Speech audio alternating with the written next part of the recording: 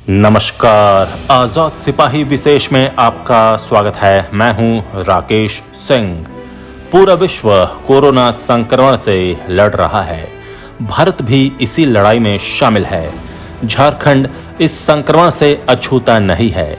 यहां भी स्वास्थ्य सेवा, लोगों में जागरूकता, टीकाकरण समेत हर स्तर पर लड़ाई जारी है।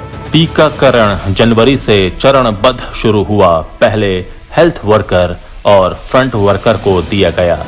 इसके बाद बुजुर्गों और मध्य आयु वर्ग के लिए टीकाकरण शुरू हुआ। फिर युवाओं की बारी आई और उनका टीकाकरण शुरू हो गया। मई से 18 प्लस वाले सभी को टीका दिया जा रहा है।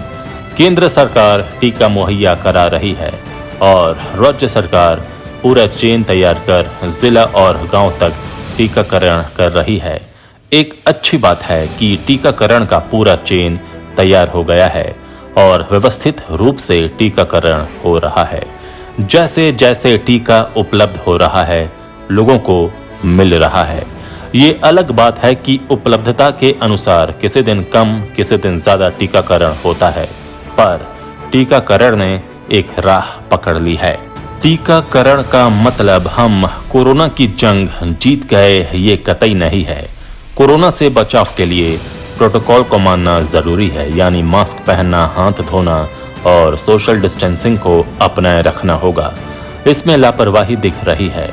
पुलिस प्रशासन को इस दिशा में ठोस कदम उठाने की जरूरत है। हर व्यक्ति मास्क पहने, इस बात को पटरी पर लाना होगा, रटवा देना होगा।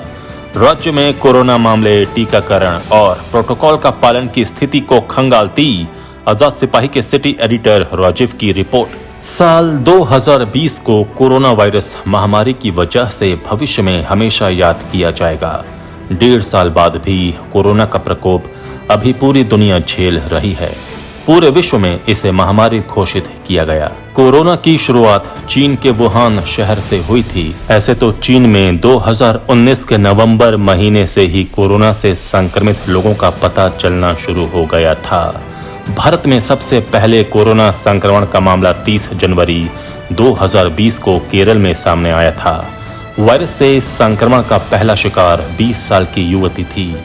वो युवती 20 जनवरी 2020 को चीन के वुहान शहर से लौटी थी। इसके बाद धीरे धीरे पूरे देश में कोरोना संक्रमण फैला।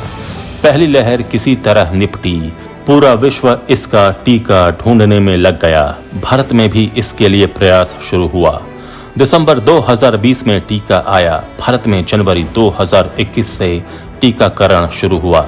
देश में अब तक 49.10 करोड़ लोगों को टीका लग चुका है।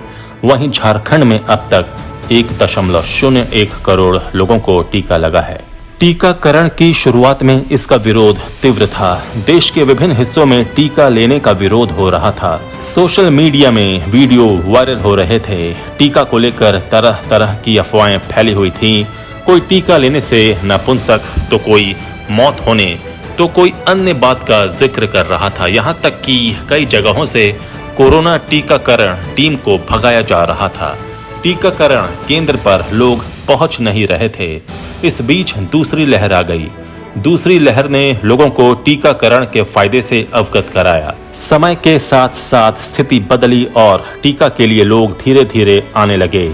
अब टीका का विरोध लगभग समाप्त हो गया है। ज्यादातर लोग टीका लगाने के लिए इच्छुक दिख रहे हैं। अब तो धीरे धीरे ये हो रहा कि जिस व्यक्ति ने टीका नहीं लिया, उसे ही दूसरी नजर से देखा जा रहा है। इसी का नतीजा है कि हर दिन काफी संख्या में लोग टीका लेने पहुंच रहे हैं। झारखंड में टीकाकरण की स्थिति अच्छी है।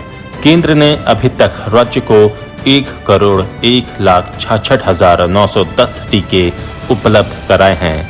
इनमें से 1,09,063 लोगों को टीका दिया गया है।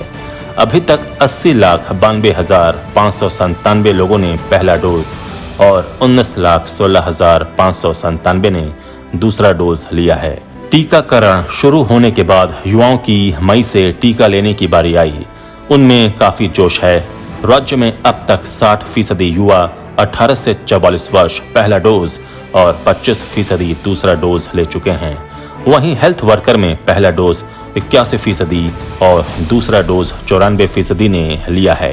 फ्रंट लाइन वर्कर में पहला डोज 76% और दूसरा डोज 91% ने लिया है। अगर 45 से 59 वर्ष के लोगों की बात की जाए तो 54% ने पहला और 40% ने दूसरा डोज ले लिया है।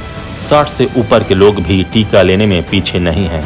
इस श्रेणी के 47% ने पहला और 45% ने दूसरा डोज लिया है। राज्य में टीकाकरण की व्यवस्था ठीक है। केंद्र सरकार से प्राप्त होते ही सूचना हर महीने पहले ही मिल जाती है। केंद्र से सूची भेज दी जाती है किस दिन कितना टीका मिलेगा। राज्य सरकार ने भी पूरी चेन को तैयार कर लिया है। इसका एक सिस्टम तैयार हो गया है। केंद्र से टीका प्राप्त होने, जिला और गांव तक पहुंचने और लोगों को टीका लगने की एक व्यवस्था बन गई है।